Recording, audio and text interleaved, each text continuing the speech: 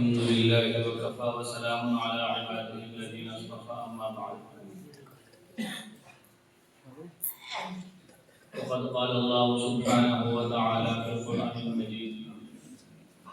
ربنا وابعث فيهم رسولا منهم يتلو عليهم آياتك ويعلمهم الكتاب والحكمة ويزكيهم صدق الله العظيم.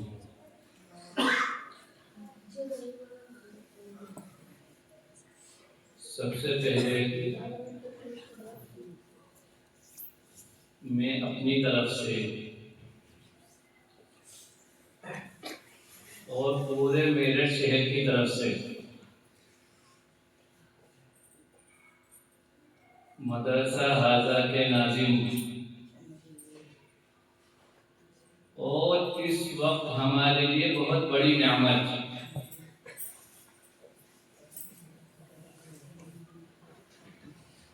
حضرت مفتی ارشد صاحب دامت برکاتہم العالیہ، میں ان کا شکریہ ادا کرتا ہوں اس وجہ سے کہ جس وقت میں دارالعلوم دیوبند سے فارغ ہو کر میرٹھ آیا، یہ میرٹھ ہمارا آبائی وطن ہے. یہاں کی صورتحال تعلیمی اعتبار سے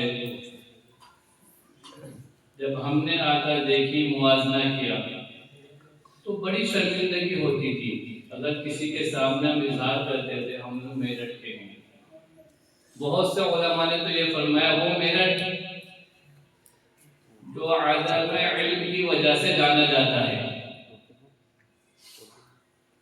لیکن مفتی ارشد صاحب تشریف لائے، انہوں نے محنت کری،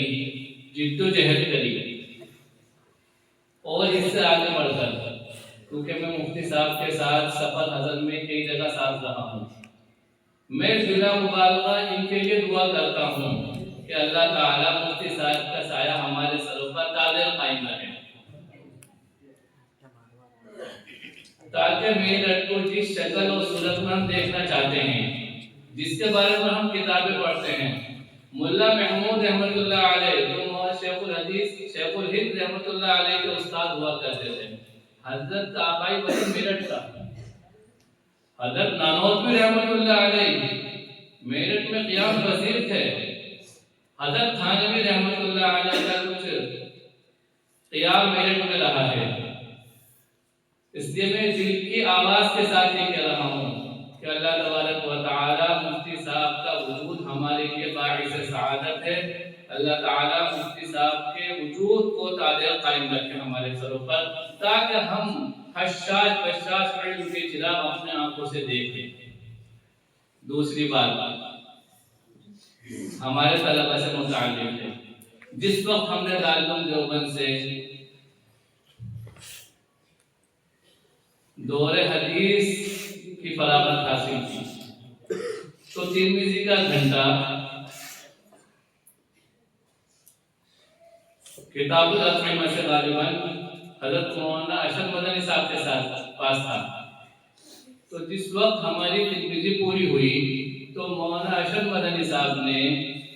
مسند پہ کھڑے ہو کر یہ کہا کہ میری طرف سے درس حدیث کی اجازت صرف اس طالب علم کو ہے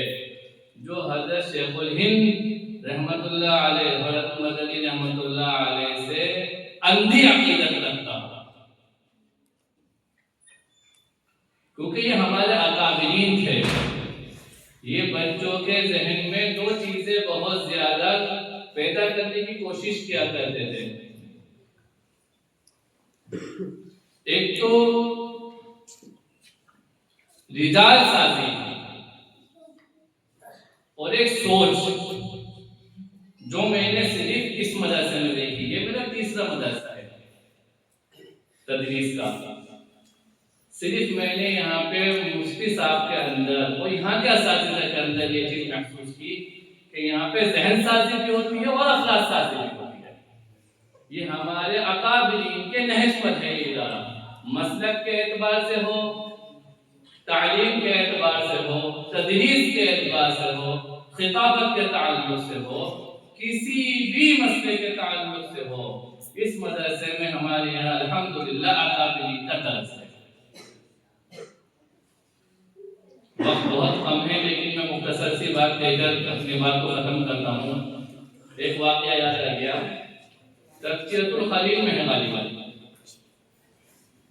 جس وقت مولانا خلیل احمد صاحب سہارنپوری، جو مولانا زکریا صاحب نور اللہ مرقدہ کے شیخ تھے،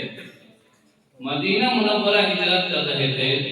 تو حضرت نے مولانا عاشق الہی صاحب میری سے درخواست کی کہ مولانا میری خواہش یہ ہے کہ میں اپنی رخصتی سے قبل آپ کے بچوں کا نکاح دیکھنا چاہتا ہوں۔ تو جس وقت سہارنپور سے میرٹھ کی طرف سے گزر ہوا حضرت کا، تو مولانا عاشق الہی صاحب نے اپنے بچوں کی رخصتی طے کر دی، اور اپنی بچی کے نکاح کے وقت انہوں نے خود بچی کو سمجھانے کے لیے مختصر سے گفتگو کی، اور اس گفتگو میں یہ فرمایا کہ بیٹا آخرت دو طریقے کی ہوتی ہے، ایک آخرت ہوتی ہے جو دنیا سے رخصتی کے بعد ہوتی ہے، اور ایک آخرت ہوتی ہے جو نکاح کے بعد رخصتی کے بعد ہوتی ہے۔ رخصتی کے بعد تمہاری ہر چیز دیکھی جائے گی، تمہاری عادت کیسی ہے، تمہارے اخلاق کیسے ہیں، تمہارے کردار کیسے ہیں، بالکل اسی طریقے سے جس طریقے سے مولانا عاشق الہی صاحب نے اپنے بیٹی کی رخصتی کے وقت فرمایا تھا، یہی بات آپ حضرات کے ساتھ ہوتی ہے۔ جس طریقے سے رخصتی آپ بند کرنے کے بعد ہوگی، ایسے رخصتی جو ہوتی ہے وہ علم حاصل کرنے کے بعد ہوتی ہے۔ علم حاصل کرنے کے بعد جب آپ کی فراغت ہوگی، آپ کا نصاب پورا ہو جائے گا، آپ کی ہر چیز دیکھی جائے گی، آپ کی عادت کیسی ہے، آپ کے اخلاق کیسے ہیں، آپ کے کردار کیسے ہیں، آپ کا عمل کیسا ہے، آپ کی نمازیں کیسی ہیں، آپ کے معاملات کیسے ہیں، آپ کی استاد کے پاس پڑھ کر آئے ہیں، آپ کہاں جا کر کس طریقے سے پڑھا سکتے ہیں، یہ سب چیز آپ کے دار و مدار ہے آپ کی زندگی۔ اور ہمارے استاد دارالعلوم دیوبند میں فرمایا کرتے تھے کہ جس طریقے سے بچے کی زندگی زمانۂ تعلیم علم میں بن جاتی ہے، خواہ وہ اخلاق کی ہو، خواہ وہ مطالعے کی ہو، خواہ وہ مدرسے کی شرائط کی پابندی کی ہو، کسی بھی چیز کی ہو، وہ عادت اس کے عملی میدان میں جانے کے بعد ہوتی ہے۔ اس لیے آپ تمام بچوں سے درخواست ہے کہ یہاں سے جانے کے بعد ابھی آپ کا سلسلہ ختم نہیں ہوا، یہ تو راستہ بدل رہا ہے، آپ کو اس مدرسے کی بھی لاج رکھنی ہے، اپنے ماں باپ کی بھی لاج رکھنی ہے، اپنے اساتذہ کی بھی لاج رکھنی ہے، اور اپنے اندر تقویٰ طہارت بھی پیدا کرنا ہے، مطالعے کا شوق کو اور بڑھانا ہے، اور اچھے ادارے میں جا کر داخل ہونا ہے، اور ہمیشہ اپنے بڑوں کی نگرانی میں چلنا ہے۔ بڑوں سے ربط رہے گا، بڑوں کی سرپرستی رہے گی، ہم قدم بقدم کامیاب ہوں گے۔ اگر ہمارا بڑوں سے رابطہ ختم ہو گیا تو ہمارے ہر اعتبار سے رشتہ ختم ہو جائے گا۔ اس لیے آپ تمام بچوں سے درخواست ہے کہ جس مدرسے میں جائیں وہاں کے اصول کی، وہاں کی شرائط کی، وہاں کے قوانین کی، وہاں کے ضوابط کی پابندی کریں، اس لیے کہ ہمارے شیخ حضرت قاری امیر حسن صاحب نور اللہ مرقدہ جو حضرت خانوی رحمۃ اللہ علیہ کی خدمت میں حاضر ہوا کرتے تھے، حضرت نے مجھے سب سے پہلے خط لکھا، جوابی خط، تو حضرت نے اس میں لکھا تھا لوگوں کے ساتھ کہ بیٹا سب سے بڑی نصیحت یہ ہے کہ جس مدرسے میں بھی تم پڑھو اس مدرسے کے ضوابط، نظام اور ہر چیز کا پاس و لحاظ کرنا، تاکہ معلوم چلے کہ تم کس ادارے سے پڑھ کر آئے ہو۔ اس لیے آپ تمام بچوں سے درخواست ہے کہ ہمارے لیے بھی دعا کریں، اس ادارے کے لیے بھی دعا کریں، اور ہم سے کبھی بھی کسی بھی اعتبار سے سہواً یا عملاً کسی بھی طریقے سے آپ کو تکلیف پہنچی ہو تو ہم لوگ معافی سے طلبگار ہیں۔